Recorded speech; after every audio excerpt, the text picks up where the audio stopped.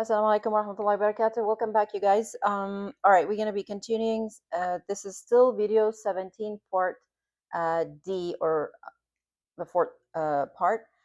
We were talking about the prophets, and I think the last video we talked about Yaqub alayhi salam, and then the one before that, I believe we talked about Ishaq alayhi salam and Ibrahim alayhi salam, and going backwards like that. So, but now today we're going to be talking about since we're going down the line, then after Yaqub alayhi salam, we have his son, Yusuf alayhi salam.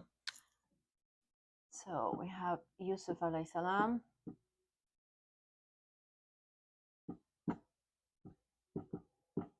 Alayhi salam. Okay. And we're going to talk about Yusuf alayhi salam and just kind of give the bullet points and just kind of give a little bit more detailed explanation on those. So we remember that Yaqub alayhi salam had 12 sons, and out of those 12 sons, Yusuf and Benjamin were the two sons from the other wife.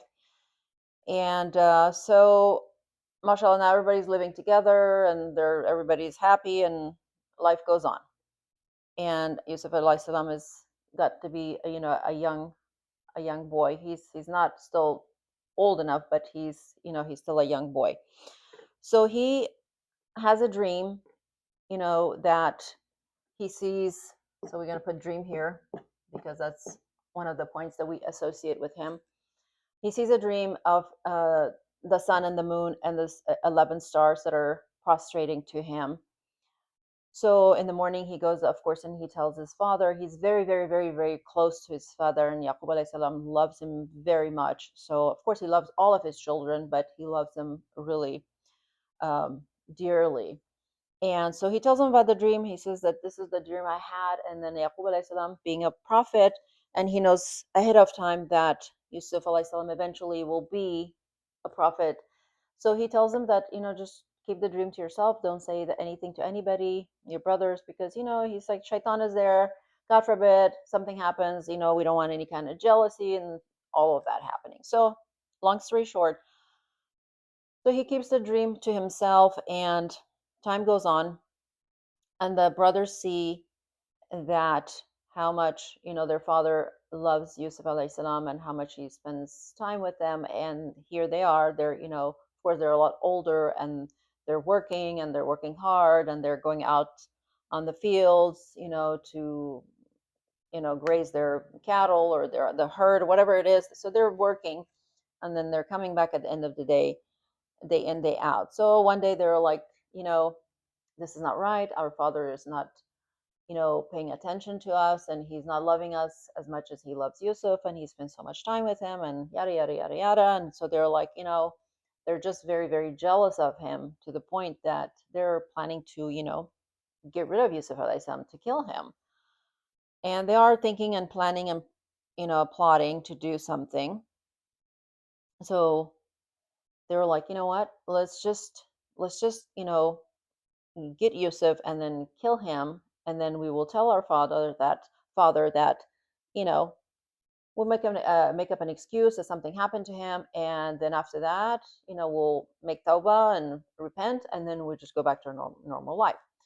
And so this is what they're thinking. And one of the brothers from the group says, I guess he had a soft spot, and he's like, no, don't kill Yusuf, but if you have to do it, if you must do, throw him in a well or something. So they're like, okay, it's done. We can just go ahead and do this. And now we have to get Yusuf to come with us. So they tell their father that, Father, why don't you let Yusuf come with us? And, while we go on the fields and pastures, whatever, and the animals are grazing, and we can have Yusuf come with us, and he can play and have fun, and while we do our work, and then we come home. So the father was hesitating, and he didn't want anything to happen to Yusuf alayhi salam, and he was protecting him, overprotecting him, because he knew, that something was going to happen, eventually. But anyways, so the father said, no, no, no, this is, I'm afraid that something's going to happen to him. I'm afraid that, while you guys are so busy doing your work, that you will leave Yusuf, and then something's going to happen. Maybe a wolf will come and eat him or something, So he was like, no, no. But finally, they convinced their father. So their father said, okay, you can take him. So, of course, they did. And the plan that they had, now they have Yusuf alayhi salam with them. And they said, okay, we will take him and we're going to throw him in a well. And then, but we'll deal with our father later. And so what happened is that they take Yusuf alayhi salam and they do throw him in the well. Now pause here, and there's a there's a story that I heard that it was um, asked of Jibril alayhi salam, that was there ever a time that you came to earth from way up in the heavens, seven heavens up, that you came to earth on such a short notice and so fast and so quickly, like that? Was it ever a time like that? And he did reply. He said that it was the time where the brothers were throwing Yusuf alayhi salam in the well. So he said he came all the way from the seven heavens in such speed that by the time the brothers threw Yusuf alayhi salam in the well, they threw him, and Jibril alayhi salam was already in the well holding him. He caught him, so he won't hit the bottom of the well. So he caught him, and so he landed gently, and also not just that, but well is a place of, it's dark and it's deep, and you don't know. It's like it could go on and on and on. We don't know how deep this place is. So for a little kid to be thrown in this, not knowing, it's frightening. Of course, it's frightening. So, but Jibril alayhi salam was already there, and grabbed him and comforted him and told him that not to worry. He was there with him, and he was gonna, protect him and take care of him, and whatever he needed, he was there with him. So he felt safe and comfortable at the time. All right. So then, getting back to our story, and then the brothers come back, at night, weeping and crying, and they had a shirt of Yusuf alayhi salam. They took his shirt and they rubbed some blood on it, and then they brought it back with them.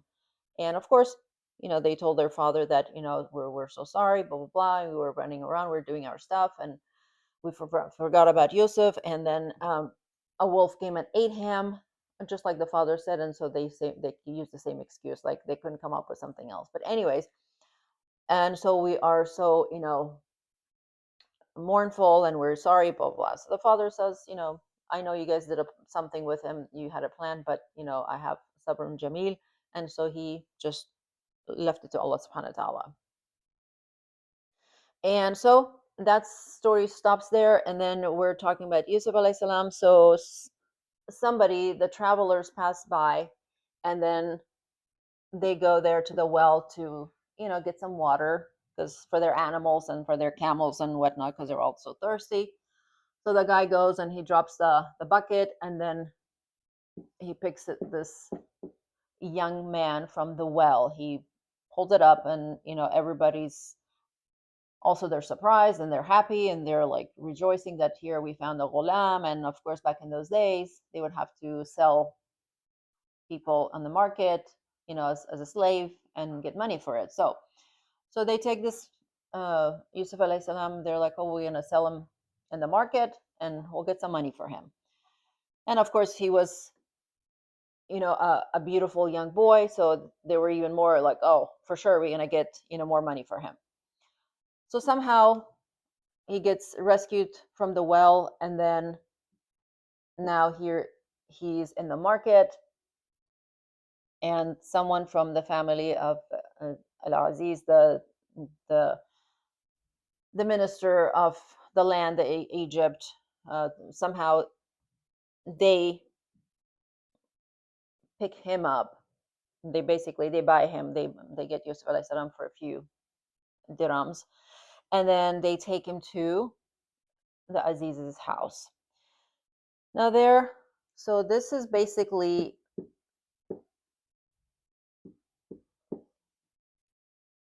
in in a way, he doesn't know what's going to happen. He thinks that now he's becoming a slave in this somebody's house, and now he has to do this. So he ends up here, and then as he's there, he's doing his work and whatnot. He's growing older and older and turning into a young, handsome man. And of course, the wife of Aziz is there, and she's starting to have feelings for him. And even though she is married to Aziz, but then, she has feelings for him and she's planning and plotting things for him and whatnot. So every time she does something, and, Yusuf alayhi salam says, I seek refuge in Allah, so because he's a prophet himself and he's trying to get away from all this stuff, from the temptation and whatnot. But anyways, so the long story short, one day the wife of Aziz, in some pretense, asks him to come in her room, and he goes in, and she locks the doors, and then she's chasing him, and they're running around. And anyways, so he's about to, he wants to get out, but she reaches in his back, and he like grabs his shirt, and the shirt tears from the back, and at that moment he's just opening the doors, and lo and behold, he finds the Aziz standing right there in front of the door, and the wife is very sharp and you know, conniving. And she quickly tells her husband, like, oh my God, he was here and he had bad intentions, and, he was trying to do something to me. And, what would you do if someone did something so bad to your wife? What would be the punishment for that? In nothing but prison, right? So she's already saying all this stuff to her husband.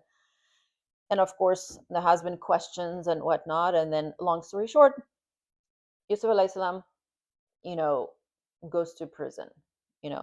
So before he goes to prison, the wife of Aziz, she has this reputation in her community, and people are starting to talk about her, and especially all of her friends, female friends, and they're saying that she's crazy, and she's having all these bad intentions about this, basically her slave that works at her house, and so people are just talking. So one day she decides that she's gonna have a feast, and invite all of her female friends at this gathering, and she had a plan. So she invited all of her friends, and then she asked Yusuf alayhi salam to, once everybody was there, then for him to walk in and serve whatever, whether it was drinks or fruits or whatever it was. So she wanted him to serve.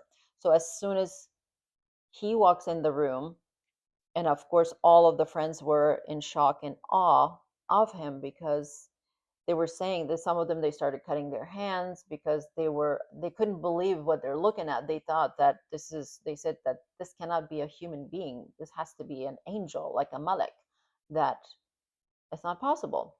So anyway, so the wife of Aziz was trying to prove a point to her friends, that now you see what I'm talking about, it's like, now you know how I feel. But anyway, so even after that, the Yusuf alayhi salam, he said, I rather go to prison, be safe in prison, than to be out and then has to deal with this kind of stuff, this accusation, this, that he couldn't deal with it. So he said, this a prison is a better place for me to be, meaning that I will be safe there. So he goes to prison. That's another point.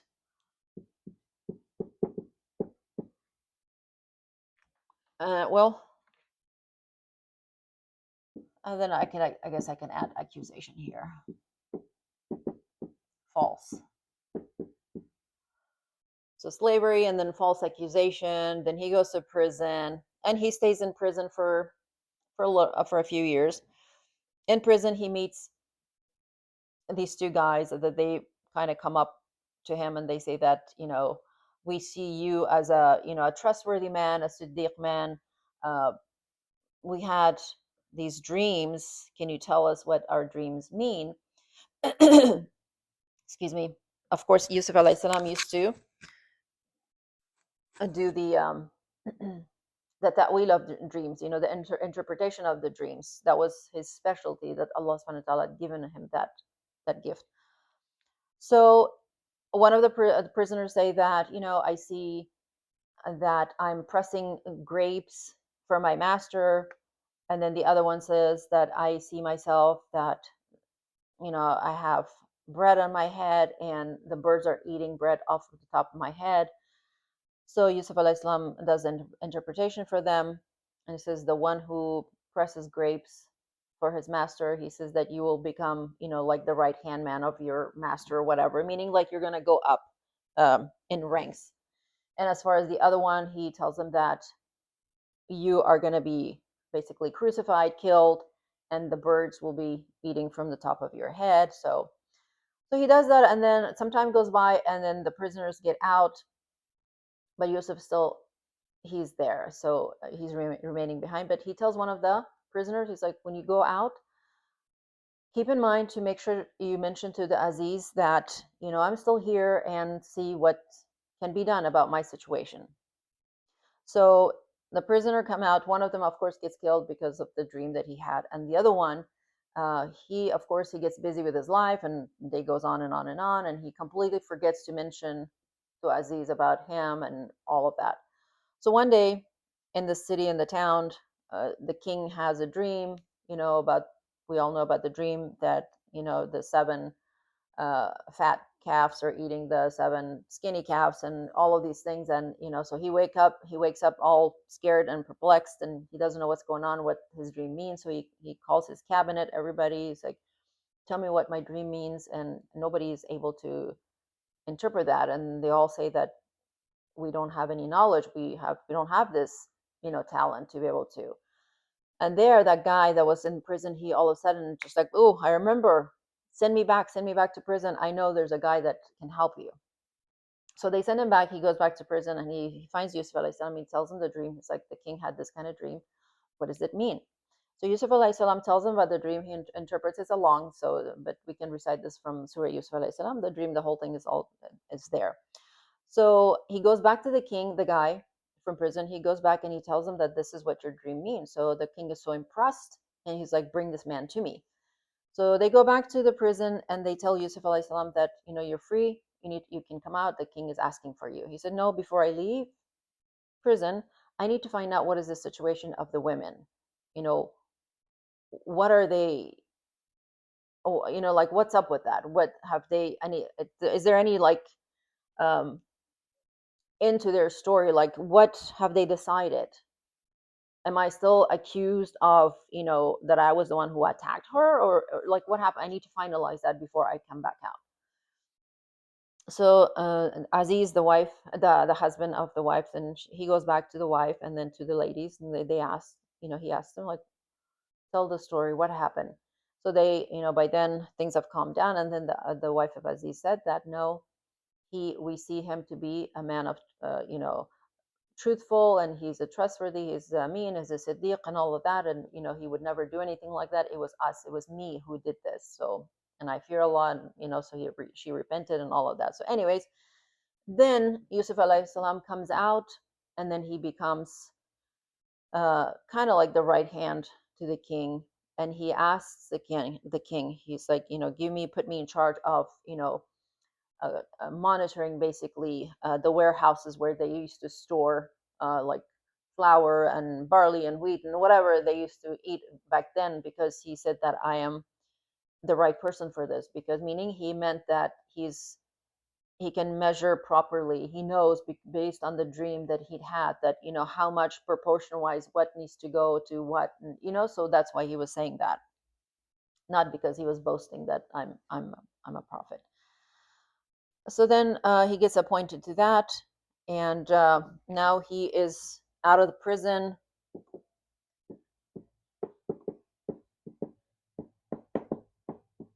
and he becomes the right hand man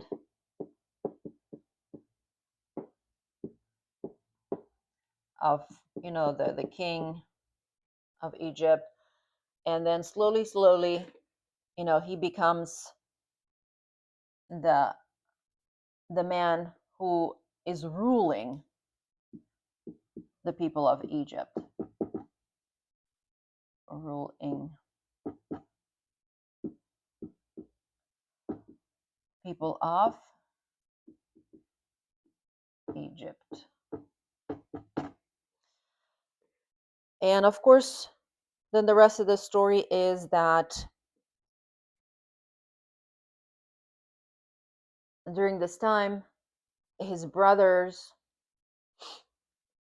are coming to Yusuf for their provision, for their rations that, that he gives to all the people that are in need. So the brothers come to Yusuf at one time and they don't recognize him, but Yusuf alayhi salam recognizes them, but he doesn't say anything, and they leave. And then another time they come back, and then this time, there's the stories goes on and on, but I'm just trying to make it shorter, inshallah. So he is telling the brothers that, why don't you bring your other brother, Binyamin? You have another brother from, basically saying, from the other mother, meaning his brother, Binyamin. Because don't you see me that I'm a just ruler based on what I see? That's how many provisions I give depending on the head of each person. Basically, like I'm counting per head and I'm giving this for this. So why don't you bring the other brother? And they're kind of surprised, like, hey, how does he know that we have another brother? But anyways, so Yusuf alayhi salam tells the people that are working underneath under him, and they're like, give him back their, because now the brothers are having a hard time, so they're bringing all kinds of stuff so they can sell, so they can get some provision for in place of that, like pots and pans and whatever they had, they wanted to sell, and then get that in exchange for the provision that they had. So here Yusuf alayhi salam tells them, he doesn't tell them, he tells the people that are working there, he said, put their stuff, their belongings back in their, in their caravan. So when they go back, they realize that I mean business, I'm serious. So they give him the provision, and then he asks him to bring your brother Yusuf, I mean, not brother, your other brother, Benjamin. So the brothers go back and they tell their father, they're like, this is, the king is very just and he's a very good person. He wants us to bring Benjamin with us next time so he can give us, the right provision and all of that. So of course the father Yaqub alayhi salam, he's scared. He's like, no, you guys want me to trust you like I trusted you with Yusuf, and look what happened with Yusuf. And he's still, from the grief of Yusuf alayhi salam, the father Yaqub alayhi salam has gotten so old and he's gotten so weak, and he's pretty much lost his eyesight and he can't see anymore. But the brothers they're like, look, the ruler, this just ruler, he is, meaning Yusuf alayhi salam, has put back all of our belongings back in our caravan, so we have everything, we have our things that we want to sell in the first place, and we still have the provision that he provided for us. So he is telling the truth, to let our brother go with us. And of course Yaqub alayhi salam, he gives in again. He's like, okay, go, may God be with you and God protect you and all of that. But he tells his sons that not all of you go in from one gate, meaning that, mashallah, he had so many sons. So, because of the ayn, or the eye, sometimes people give the eye, and it's just, it's a thing. So anyways, so they go from different doors, they walk in, and Yusuf alayhi salam sees Binyamin, and he takes Binyamin to himself and puts him in another room, and he tells him kind of the story, it's what's going on. And of course Binyamin is, elated to meet his brother after all these years. And then Yusuf alayhi salam comes out and he tells the other brothers, that I am keeping a Binyamin. And so the brothers are so anyways, then he keeps Binyamin, and then he tells, finally, then another time they go in back and forth, and then the brothers go back to their, to their place, and they tell their father that this is what happened. And Yusuf alayhi salam, meaning that they don't know that it's Yusuf alayhi salam. They said that, the Amin of the land, or the ruler of the land, kept Binyamin, and we don't know, because it was they planned it, like, that he stole something. They hid something in his in the camel, the where they put the stuff on the camel, the saddle kind of thing. And so anyways, they hid something of the king, and it was a plan that wanted to keep Benjamin with him.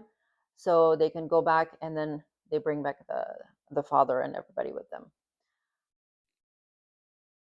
So the brothers go back to the father and they tell him what happened. And Yaqub alayhi salam is very, very, very upset. Now he's in total, total grief. Now he's saying that I lost both of my sons because I trusted you guys, and look what happened. So again, he is just turning to Allah subhanahu wa ta'ala for just, he's doing his um, complaint or shikaya, whatever it is, to Allah subhanahu wa ta'ala, and he's in his own world. So basically, by now he's completely blind. So the brothers go back, they go back to Yusuf alayhi salam to figure out something like, what can we do or whatever to get the brother back. Then at this time, Yusuf alayhi salam tells them that, do you guys remember what you did with Yusuf? And then at this moment, the brothers realized that, and they asked him, they said, are you Yusuf? And he said, of course, this is your brother Yusuf. And Binyamin is here with me and he's safe, and he is also my brother. And so they're so happy and they're so pleased to see that, Binyamin is safe and Yusuf is still alive. And they're very, very excited, and they ask for forgiveness from their brother, for their actions and their behavior and whatever they did to him. And of course, Yusuf alayhi salam, being a prophet, he said that today there's no blame on you, meaning that I've forgiven everything.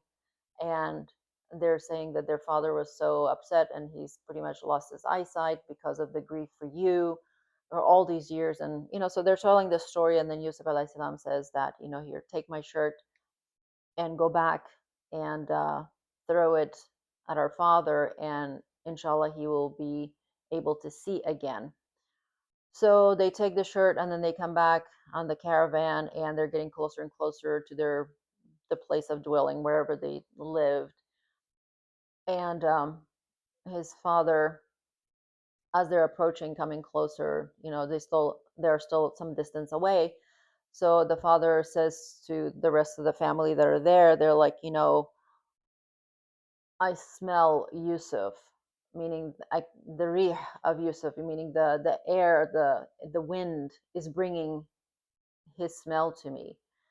And the family that's around him, the other sons or whatever, whoever is around there, meaning that, you're such an old man, you're just saying things that it just makes no sense anymore. Like, what are you talking about?